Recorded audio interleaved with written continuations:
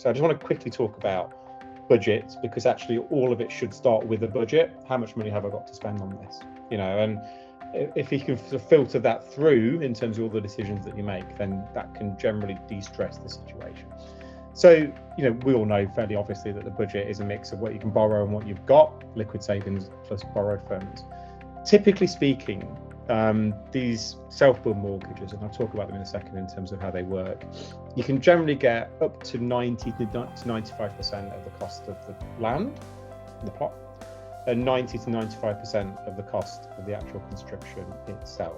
Now, the land money obviously is released as 95% of the purchase price, so they'll give you that, and then you pay the rest as deposit. And then in terms of the actual construction, that's released in a range of stages throughout the build. Now, depending on the provider, Buildstore, whose slide I've nicked here is a pretty good one, that will either be in advance or in arrears of the work being completed. But this isn't a seminar to give you financial advice, but the point being that these mortgages work in the way that they give you staged release of the amount that you've borrowed. So if you were borrowing 200,000 for the construction element, they wouldn't give you 200,000 on day one. They'd give you 40,000 to get up to, I don't know, roof height or whatever.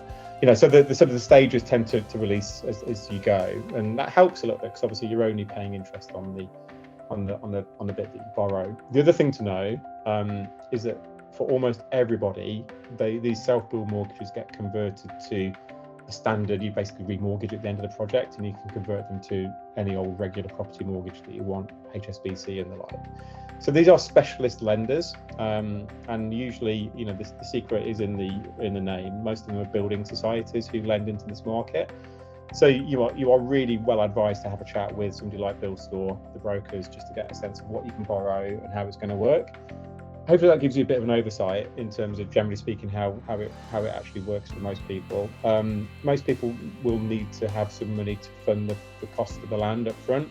What most lenders don't do is give you the money in addition to you owning a house already, in terms of you paying a mortgage. If you've got a house that you live in, you've got a mortgage on, for most people, you're going to have to think about selling that in order to go on and fund the purchase of the land and then the construction of the new house on it. So again, a conversation for the likes of Buildstore. I think it's useful to do that.